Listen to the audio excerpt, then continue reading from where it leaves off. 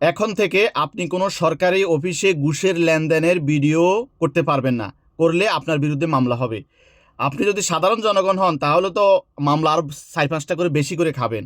একজন news reporter যিনি সাংবাদিক, তিনি নিউজ করতে গিয়ে সরাসরি তার ক্যামেরায় ধরা পড়লো যে উনি ঘুষের লেনদেন করতেছে, তিনি ঘুষ খাচ্ছেন, আর সেই ভিডিও ভাইরাল হওয়ার কারণে প্রতিবেদকের বিরুদ্ধে দিলেন মামলা। তাহলে আবার শুনুন ঘটনাটি বিস্তারিত। মুন্সিগঞ্জে সিভিল সার্জন কার্যালয়ে মোহাম্মদ মিজানুর রহমান ঘুষ গ্রহণের ভিডিও ভাইরাল হওয়ার পরে প্রতিবেদক আবু সাইদ দেওয়ান সৌরভ এবং দৈনিক মুন্সিগঞ্জের সময় পত্রিকার সম্পাদক ও প্রকাশনের বিরুদ্ধে দিলেন মানহানি ও চাঁদাবাজির মামলা। এবার চিন্তা করেছেন? এই নিয়ে জেলা জুড়ে চলছে নানান আলোচনা ও সমালোচনা। একজন চিহ্নিত ঘুষখোর কর্মচারী, খুঁটির জোর কোথায় সেটা নিয়ে চলছে আলোচনা।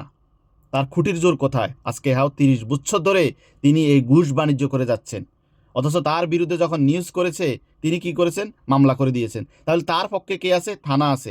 তার পক্ষে কে আছে? আইনজীবীরা আছে। এবার চিন্তা করেন, তাহলে আমরা কোন দেশে বসবাস করতেছি? সমকালের মুন্সিগঞ্জ প্রতিনিধি কাজী সাব্বির আহমেদ দীপু বলেন, ঘুষের ভিডিও ভাইরাল হওয়ার পরে একজন ঘুষখোর কর্মচারী কিভাবে মামলা করে? আমরা এর তীব্র নিন্দা জানাই। সেখানে মানববন্ধনও পর্যন্ত হয়েছে এবং ঘুষের কাণ্ডে এই কর্মচারীর বিরুদ্ধে ব্যবস্থা নেওয়া অবশ্যই জরুরি। চিন্তা করেন, একজন সাংবাদিক ঘুষের ভিডিও করে, তার বিরুদ্ধে যদি চাঁদাবাজ এবং মানহানির মামলা হয়, তাহলে আপনি আর আমি কে এই দেশের? কিছুই না। আস্তাগফিরুল্লাহ, লা হাওলা ওয়ালা কুওয়াতা ইল্লা বিল্লাহ। আমার সোনার বাংলা, আমি তোমায় ভালোবাসি। চিরদিন তোমার আকাশ তোমার বাতাস না। চিরদিন ঘুষ, দুর্নীতি, অনিয়ম, চাঁদাবাজি, টেন্ডারবাজি, আয়নাগর, গুম, খুন, অত্যাচার, অবিচার চিরকাল বাজায় বাঁশি। এই বাঁশির সুর এখানেই শুনতে হবে, আর চোখ বন্ধ করে এই দুনিয়ায় জীবনযাপন করতে হবে। এছাড়া আর আমাদের ভাগ্যে তেমন কিছুই লেখা নেই। ভাগ্য আমাদের কোনোদিনও পরিবর্তন হবে না। ভাগ্য পরিবর্তন হয় জানেন? ওই যে শামীম ওসমানের, দুবাইতে আছে, বিলাসবহুল জায়গাতে তিনি থাকতেছে এবং দামি দামি গাড়ি নিয়ে রাস্তায় ড্রাইভিং করতেছে, আর সেই ভিডিও ভাইরাল হয়েছে। এরপরও কি আমাদের শিক্ষা গ্রহণ হবে? কোনোদিনও হবে না।